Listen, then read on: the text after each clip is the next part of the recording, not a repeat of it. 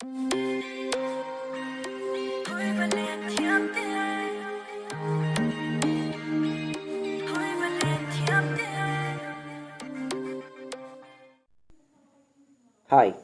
my name is Parvez Alam from ब्रो एनसीज legal study centre. आज का टॉपिक है section 3 of transfer of property act. Section 3 में बहुत सारे चीज़ों को इंटरप्रेट किया गया है। उनमें से है like immovable property, instrument, attested, notice etcetera. लेकिन सेक्शन 3 में मेजर 3 डेफिनेशंस है, 3 डेफिनेशंस है मेजर। वो है number 1 movable and immovable property, number 2 attested and number 3 notice. हम इन तीनों के बारे में डिटेल्स में यहाँ पर पढ़ेंगे। Movable property, transfer of property does not define movable property. Transfer of property जो है ये मूवेबल प्रॉपर्टी को डिफाइन ही नहीं किया है।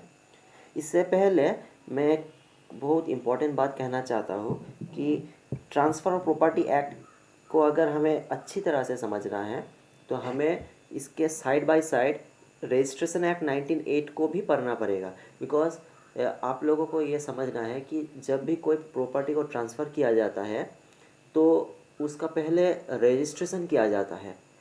आई थिंक आप लोग इसको कनेक्ट कर पा रहे हैं। लोग पहले रजिस्ट्रेशन होता है, उसके बाद ट्रांसफ़र होता है। these two acts we should study side by side. Now there are two major acts, namely General Clauses Act 1897 and Registration Act 1908. These two acts have defined movable property. Transfer of property act ने तो movable property को define नहीं किया। यहाँ पर general Clauses act and registration act ने इस movable property को डिफाइन किया है। देख लेते हैं यहाँ पर किस तरह से इसको डिफाइन किया गया है। Those property which are immovable are movable property. Those property which are not immovable are movable property. यहाँ पर जो फनी बात है वो है कि यहाँ पर ठीक वैसे ही बोला गया है कि अगर किसी को पूछा जाए सच क्या है तो वो बोलता है कि जो झूठ नहीं है वही सच है। तो बात कुछ ऐसा ही है यहाँ पर भी। यहाँ पर बोला गया है those properties which are not immovable or movable property. लेकिन हमें ये बात समझना है कि हमारा जो लॉ मेकर्स है, जिन लोगों ने हमारा ये बेयर एक्ट को कंस्ट्रक्ट किया है, वो लोग बेवकूफ़ तो है नहीं। तो वो लोग क्यों किया है, मीन्स इस तरह से क्यों लिखा है। हमें ये समझना है कि अगर वो लोग इमूवेबल प्रॉपर्टी को अगर मूवेबल प्रॉपर्टी को डिफाइन करने बैठे तो वो बेयर एक्ट और बेयर एक्ट नहीं रहेगा। वो एक चंद्रगुप्त की वो मोटी सी किताब हो जाएगी, फिर भी वो मूवेबल प्रॉपर्टी को डिफाइन नहीं कर पाएगा, मीन्स ख़त्म ही नहीं होगा। इसलिए चालाकी किया एंड इमूवेबल प्रॉपर्टी को इंस्टेड डिफाइन कर दिया। And thus they say that those properties which are not immovable are movable property. Let us define what is immovable property. Section 3 of Transfer of Property Act simply says immovable property does not include standing timber, growing crops or grass. Transfer of Property Act ने भी immovable property को exclusive means completely define नहीं किया। Just कहा है इतना है कि it does not include standing timber, one, the second is growing crops and the third is grass. Immovable property को जनरल क्लॉजेस एक्ट में भी एंड इंडियन रजिस्ट्रेशन एक्ट में भी डिफाइन किया गया है, मीन्स इन दोनों एक्ट में डिफाइन किया गया है। Let's see how they have defined it. According to the General Clauses Act, immovable property it is in section 3(26). Immovable property shall include land, benefit to arise out of land and things attached to the earth. यानी general Clauses act में ये कहा गया है कि immovable property shall include number 1 land, number 2 benefits to arise out of land and 3 things attached to the earth. 3 important points कहा है। Number 1 is land, ज़मीन, number 2 is benefits arise out of land, जो land से जो benefits आता है, means land से ताल्लुक़ रखता है, कुछ ऐसा something like that one. And the third is things attach to the earth. Things attach to the earth. So हम लोग इन 3 पॉइंट्स को अच्छी तरह से इन डिटेल डिस्कस करेंगे.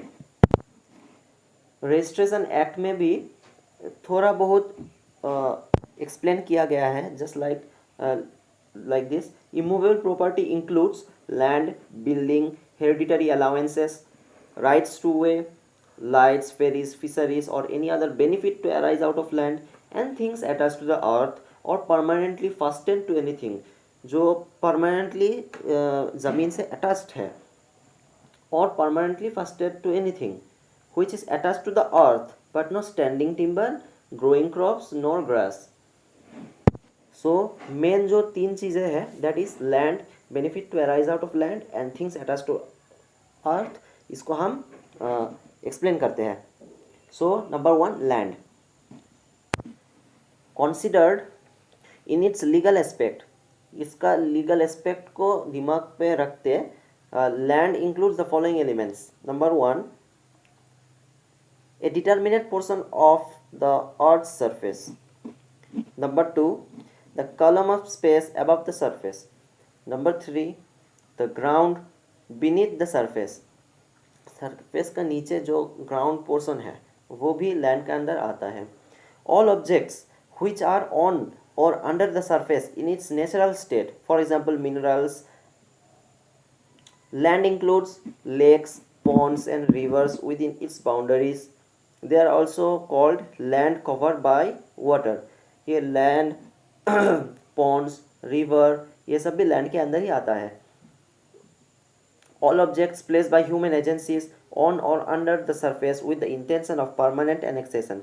जैसे कुछ जैसे दीवार होता है, बिल्डिंग, फेंसेस, ये सब तो परमानेंट अटैचमेंट के लिए रखा जाता है, मीन्स इसको तो शिफ्ट नहीं किया जाता. सो ये भी लैंड के अंदर ही आता है. The second point was benefits to arise out of land. इसके अंदर आता है any benefit arising out of the immovable property, and every interest in such property is regarded as immovable property. Benefit arising out of land यानी जैसे right of way होता है, lights होता है, तो ये सब इसका benefit arising out of immovable property का अंदर आता है. Benefit arising out of land via mortgage also regards as immovable property. The third point is things attached to earth. So ये जो things attached to earth है, this has not been defined in the General Clauses Act 1897. Section 3 of Transfer Property Act ये things of attached to earth को explain किया है, यानी 3 steps में या 3 points में इसको explain किया है हमारा Transfer of Property Act. So the first point is things rooted to earth, as in case of trees and shrubs. Things embedded in earth, as in case of walls or buildings. And number C is things attached to what is so embedded for the permanent beneficial enjoyment of that to which it is attached. हम इन 3 points को explain करते हैं in details. So things attach to earth, इसके अंदर जो first point आता है वो है things rooted in the earth. इसको अगर इजीली समझना है तो इसको ऐसे समझना कि चलो मान लेते हैं कि कोई ट्री है जिसमें कोई फल नहीं होता, वो ट्री सिर्फ वुड के लिए ही मीन्स बोया जाता है. Just like for example eucalyptus, sesame tree. In this kind of trees, this type of trees don't give any type of fruits. They are only grown for wood. So ultimately wood तो काटा जाएगा. So this type of trees are not considered as immovable. They are considered as movable. Again, for example, trees which bear fruits are not standing timber but are considered as immovable property. For example, apple का tree, उसका जो fruit है, उसका जो दाना है, इसके लिए हम उसको उगाते हैं, उसको हम हार्वेस्ट करते हैं. So this type of plants are considered as movable property, sorry, immovable property. There are however certain fruit bearing trees which are also used as timber, यानी कुछ कुछ ट्रीज ऐसे भी होता है जो टिम्बर भी देता है, फल भी देता है, जैसे मैंगो, लीची, ये सब प्लांट फल भी देता है और फ्रूट्स भी वुड भी देता है। तो यहाँ पर कैसे हम डिसाइड करें? तो यहाँ पर डिसाइड ऐसे करना है कि जो जिसने लगाया है उस प्लांट को, उसका इंटेंशन क्या था। यानी उसका अगर इंटेंशन ये होता है कि मैं फ्रूट के लिए लगाऊंगा, तो वो प्लांट हो जाता है इमूवेबल प्रॉपर्टी। लेकिन अगर वो इस नियत से, इस इंटेंशन से लगाता है कि मैं ये पेड़ सिर्फ वुड के लिए लगाऊंगा, फल जो भी हो लेकिन वुड के लिए, मेन इंटेंशन अगर उसका वुड था, तो वो प्लांट हो जाएगा movable property. So purpose is very important. if the tree is planted for fruit, then it becomes immovable, but if the tree is planted for timber, it becomes movable. so इसका एक famous case law है, Marshall versus Green. So वहाँ पर बोला गया था कि यही वाला कि purpose is very important. We have another case law, Shantabai versus state of Bombay.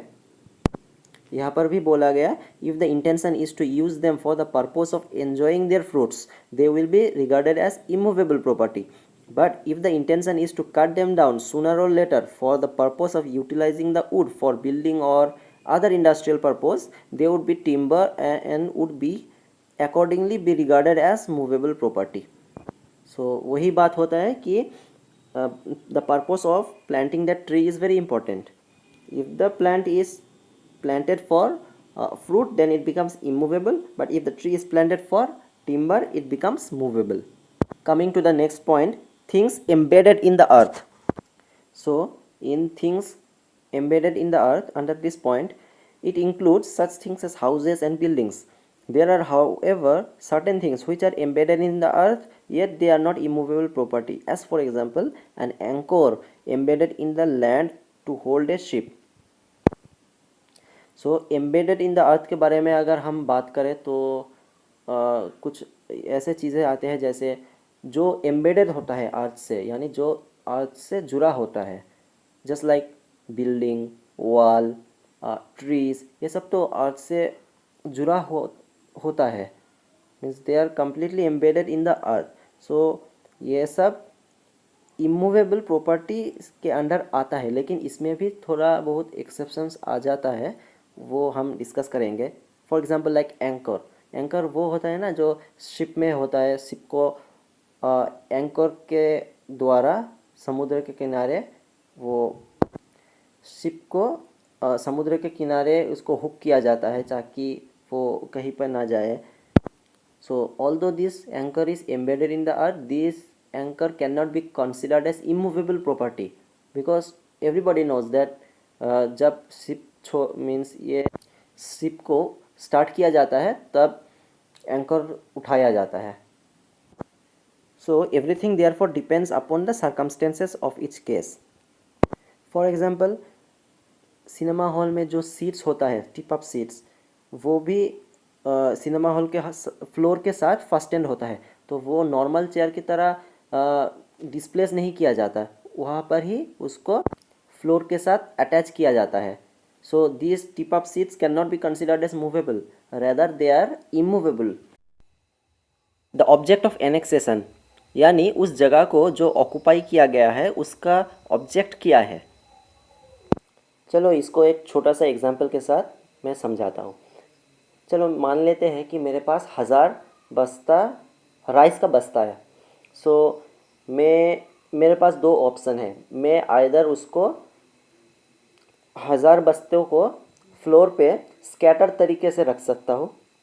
Scatter तरीके से रखने से क्या होगा, स्पेस ज़्यादा खाएगा और बिखरी हुई होगी। लेकिन अगर वही 1000 बस्ते को अगर मैं पाइल अप कर दूँ, यानी एक के ऊपर एक रख के मैं पाइल अप कर दूँ, सो इसमें क्या होगा, मिनिमम स्पेस खा के मैक्सिमम चीज़ हम रख सकेंगे।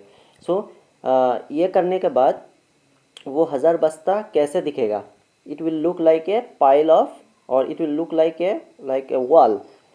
अब समझने की बात है ये है कि ये जो दीवार दिखाई दे रहा है, जो कि ना 1000 राइस की बस्तों से तैयार हुई है, ये मूवेबल है या इमूवेबल है? एक्चुअली ये तो मूवेबल है, क्योंकि हम 1000 बस्ते को वहाँ पर रखने के लिए नहीं रखा है। इसको एक्चुअली हम डिस्पर्स करने के लिए ही हम इवेंचुअली इसको डिस्पर्स ही करेंगे।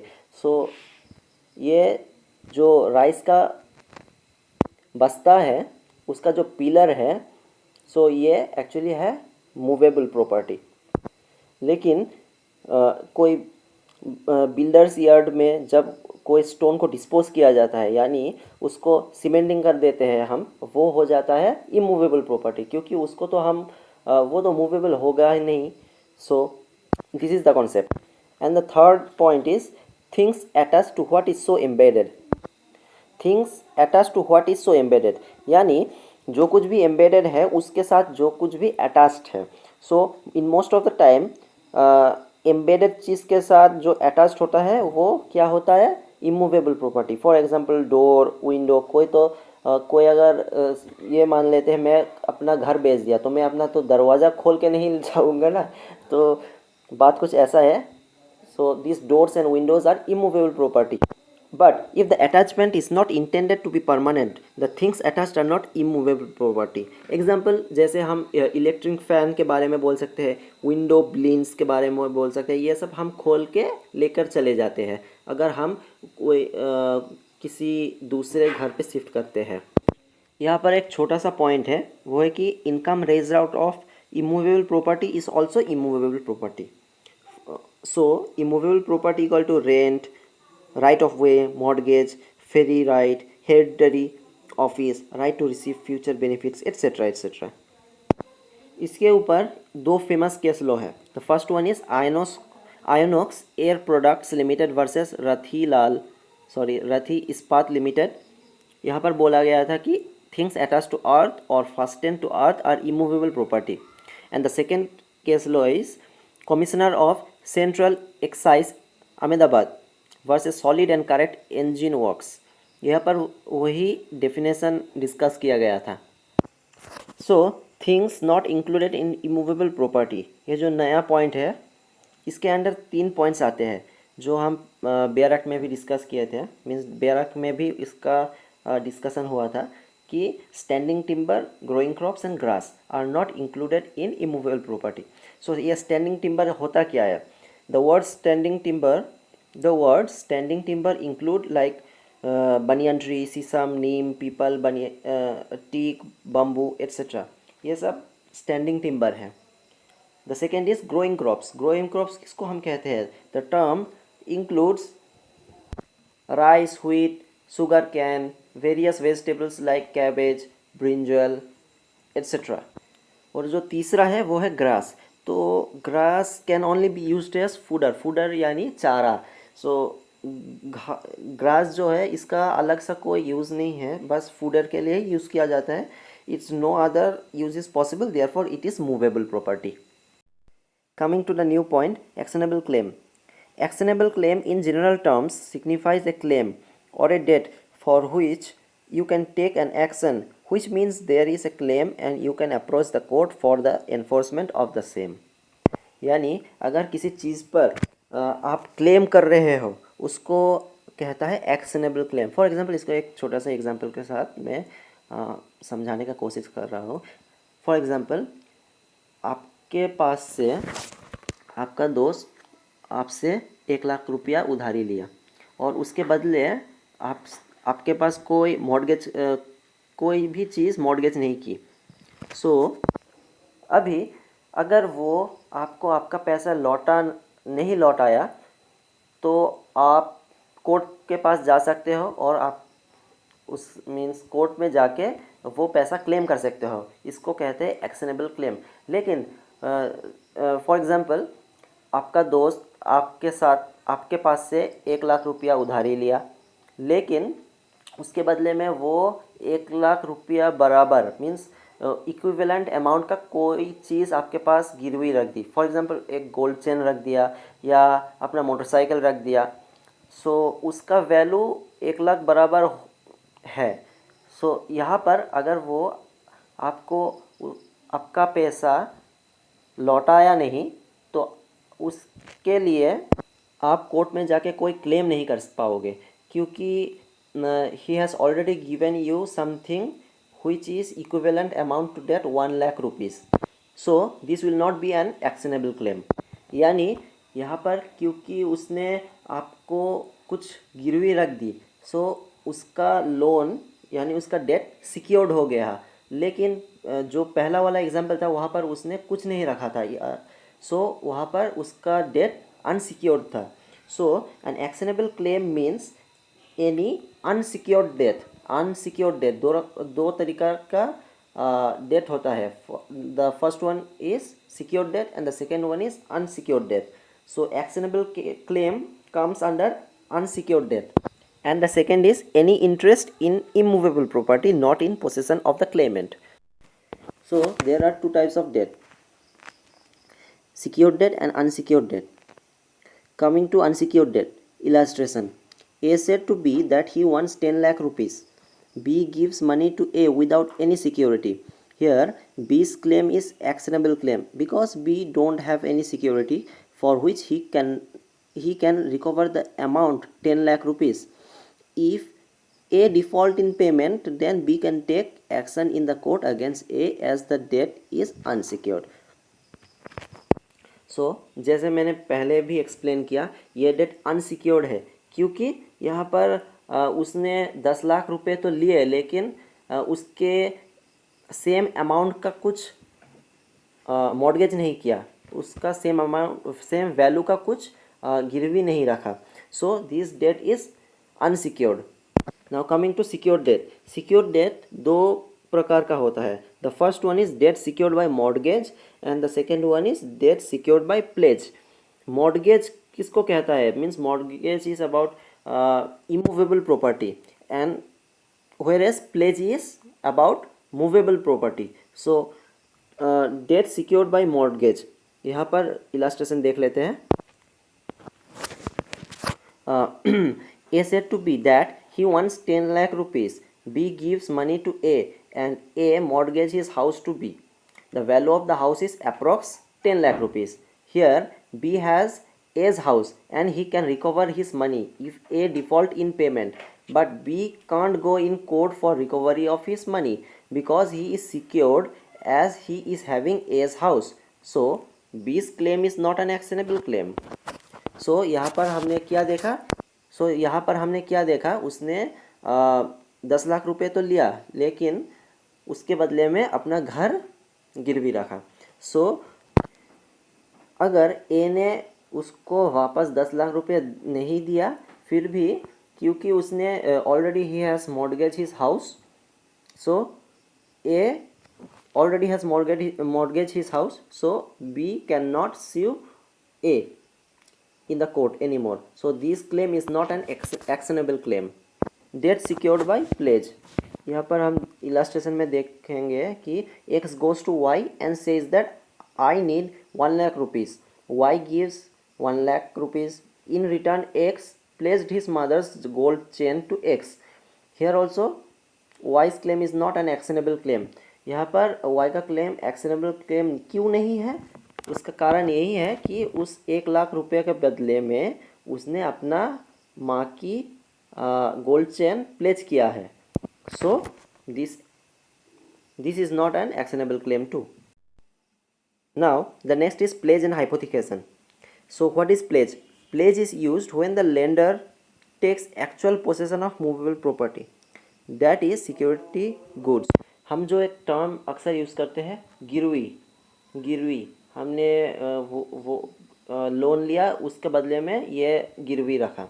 सो मॉर्गेज और प्लेज में यही फ़र्क रहता है कि we use mortgage for immovable property, whereas we use pledge for movable property.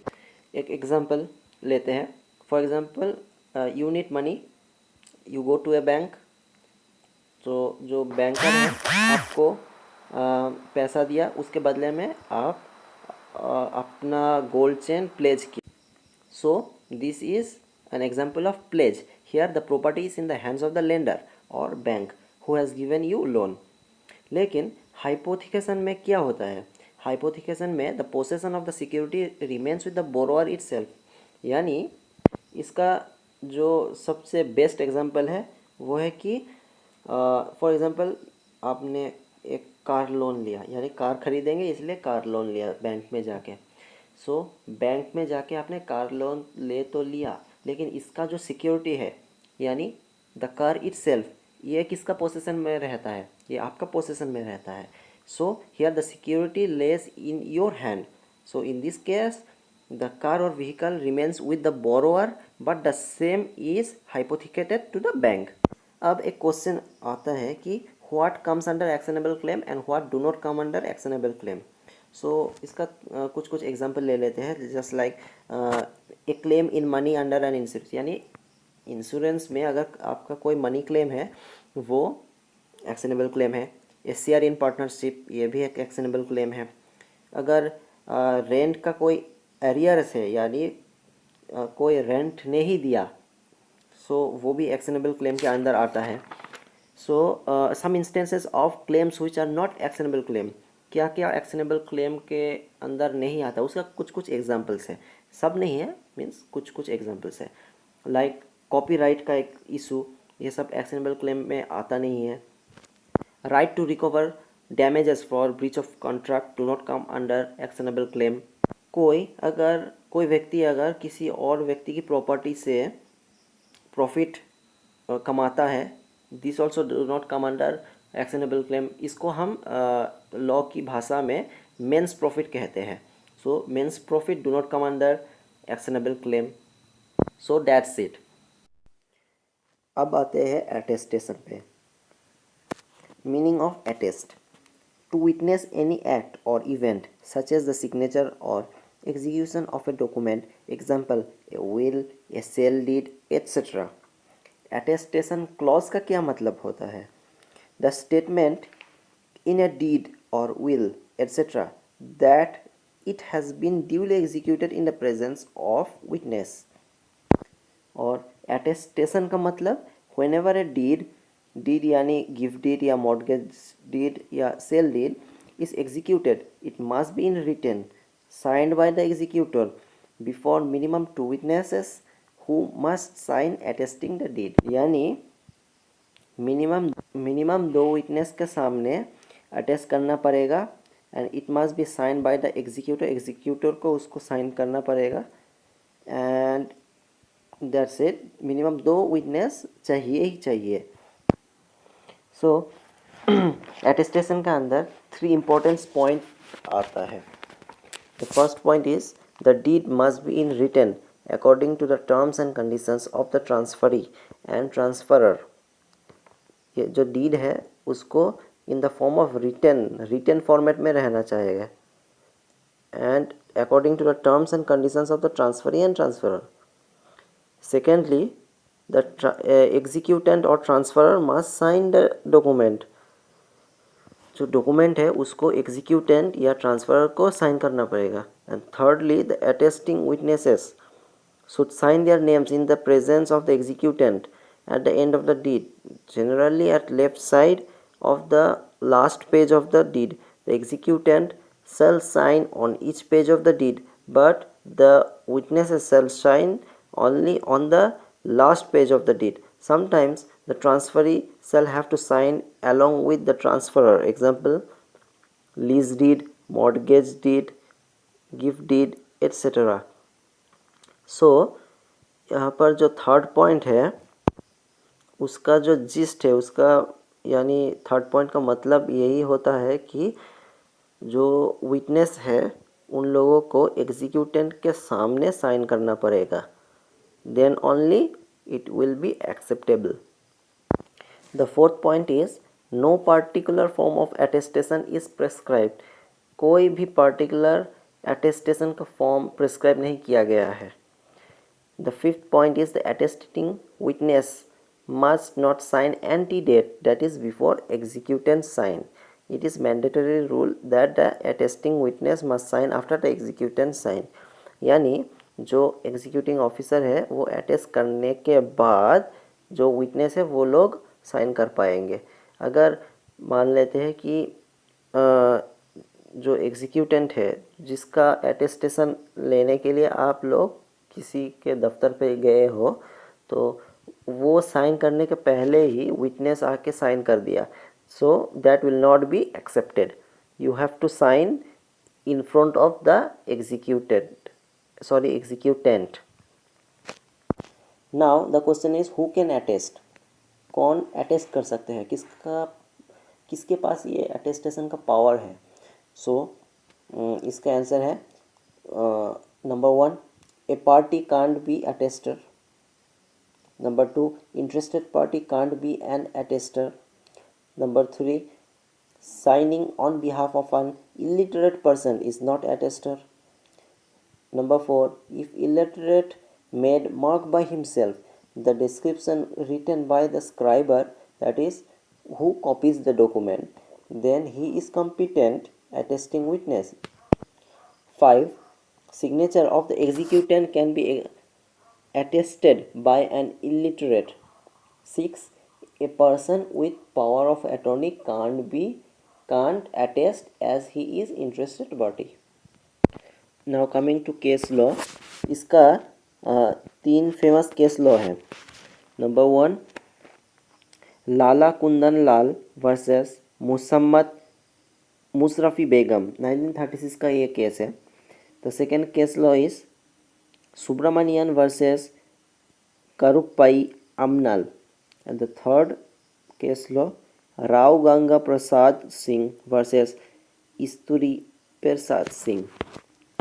So here it is.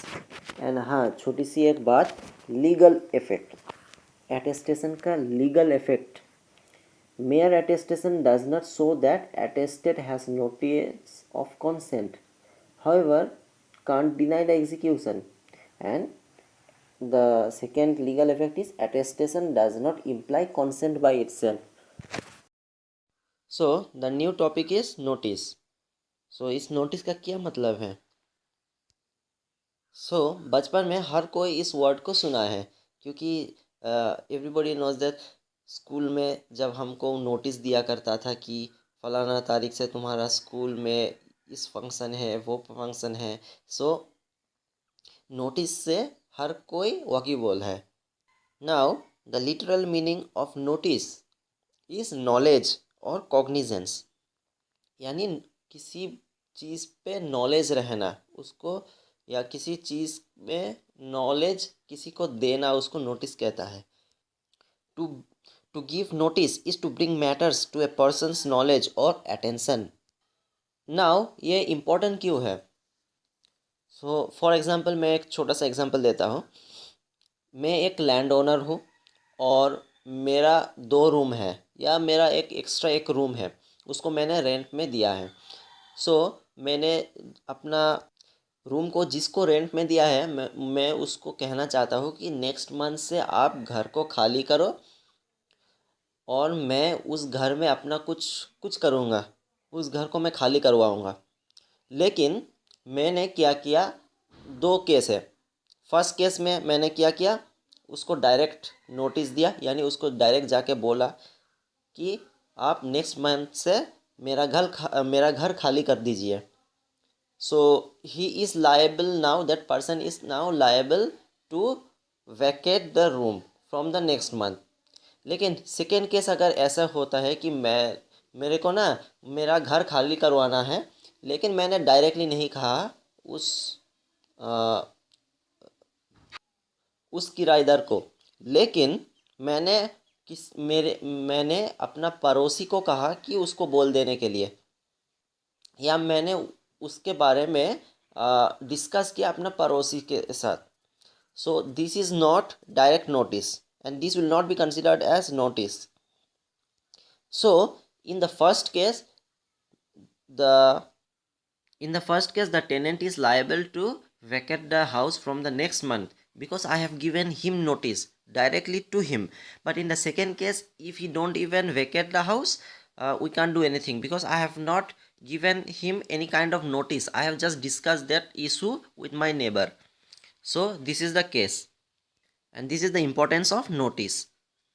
Now coming to the Bear Act. language. So, coming to the Bear Act language, a person is said to have notice of a fact when he actually knows that fact, or when, but for willful abstention from an inquiry or search which he ought to have made, or gross negligence, he would have known it.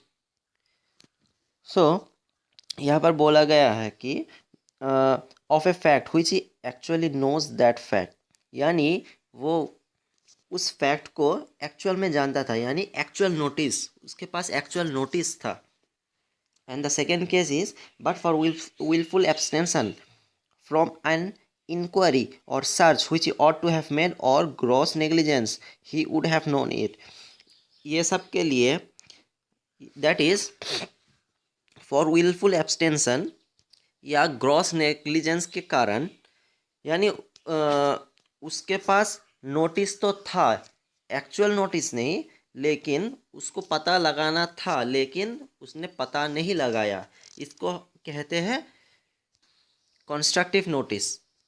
सो हमें पता लगा कि notice are two types. The first type is actual notice and the second type is constructive notice. Coming to the first point, actual notice. Actual notice is also known as express notice. So, actual notice is a notice whereby a person acquires actual knowledge of the fact. That is, he acquires that fact personally himself. इसको एक example के साथ मैं समझाता हूँ. For example, मैं और मेरा भाई कोई किसी प्रॉपर्टी का एक को ओनर है. वी बोथ आर द को ओनर्स ऑफ द प्रॉपर्टी. अब मैं किसी और को उस प्रॉपर्टी को लीज में दे रहा हूँ, और ये सब मैं अपना भाई के सामने ही कर रहा हूँ. मेरा भाई कुछ नहीं बोला. उस बंदे ने मुझे लीज का पैसा मीन्स अपफ्रंट पैसा भी दे दिया, और मेरा भाई ने उस ऑब्जेक्शन नहीं दिखाया. He didn't object about it. So this will be considered to be actual notice. So, there is a famous case law under actual notice. The name of the case law is Bina Murlidhar Hemdev and others versus Kanhaiyalal Lokram Hemdev and others. 1999 का ये case है. The fact of the case is there were 4 partners of an unregistered partnership. Late Murlidhar Lokram Hemdev was one of the partners. He was the husband of Bina Murlidhar. The partnership purchased 31,075 square feet in Thane for construction of apartments and to do business. Disputes arose among them and they partitioned the property, and thereafter later Murlidhar Lokram Hemdev died. Now Kanhaiya Lal Lokram Hemdev and others, partners of another registered firm, purchased that site from the remaining 3 partners and started construction. But here Bina Murlidhar, who was the wife of late Murlidhar Lokram Hemdev, and her children filed a suit against them and sought for injunction restraining the construction. The defendants pleaded that they were bona fide purchasers and they did not know about unregistered firm and Murlidhar's share in it. Here the judgment was, the Supreme Court gave judgment in favor of Bina Murlidhar, of course, and the principle was Supreme Court opined that the defendants belonged to the same caste and were residing in the same city, had actual notice of partition. If they would deny actual notice, the registered of partition and restriction deeds operate as constructive notice upon them. If they deny, then that registration which they have already done, that will act as a constructive notice. Now आपके समझ के लिए मैं बोल रहा हूँ कि इन registration act वहाँ पर बोला गया है कि जो कुछ भी रजिस्टर्ड होगा anything which is registered, that will be considered as knowledgeable under the knowledge of everyone whether they know it or not, if a person makes something registered, then it will be considered to be under the knowledge of each and every person who can access that knowledge. So this registration would act as a constructive notice upon them, hence they were not bona fide purchasers. Now the second part is constructive notice. So constructive notice होता क्या है? A man who ought to have knowledge of a fact treated as if he actually knows it. यानी चलो मान लेते हैं मेरे पास एक प्रॉपर्टी है जिसका मैं रजिस्ट्रेशन कर चुका हूँ. So now another party wants to buy that property from me. Now since I have registered it according to Indian Registration Act, the liability to check whether my property is registered or unregistered is upon whom? The person who is purchasing from me. So it will be his liability to check that registration, and thus this registration will act as a constructive notice, although it is not actual notice, but he should have looked whether I have registered my property or not. उसको देखना चाहिए था कि मैंने मेरा property registered किया है कि नहीं किया है, या this property is illegal. He should have check that. ये उसके ऊपर है, ये उसका लायबिलिटी है. यहाँ मैं किया है कि नहीं किया है ये उसके ऊपर है. So this registration will act as what? Constructive notice. So under this constructive notice there are few points. The first point is registration as notice. So what is registration as notice? As I said, registration of a document under the Registration Act is a constructive notice of its contents. Where a document need not be registered compulsorily, its registration does not amount to constructive notice. जहाँ पर registration mandatory नहीं है वहाँ पर that registration does not act as constructive notice. For example, according to for example, हमें पता है जो कुछ भी immovable property जिसका वैल्यू अंडर 100 रुपीज़ है, that need not be registered. यानी if you have any immovable property whose value is below 100 rupees, you need not register it according to Registration Act. Now that registration, if you have done that registration of that thing, of that immovable property which is below the amount of 100 rupees, that registration will not act as constructive notice. But actually nowadays 99.99% immovable property is above the value of 100 rupees. It's above 100 rupees. So we can say that 99.99% immovable property must be registered. So this was a point. The second point is the conditions. Registration operates as a constructive notice when there are few conditions. The first one is compulsory. The second is availability of information. The third is any person acquiring. So what is compulsory? The instrument compulsorily should be registered as per the law.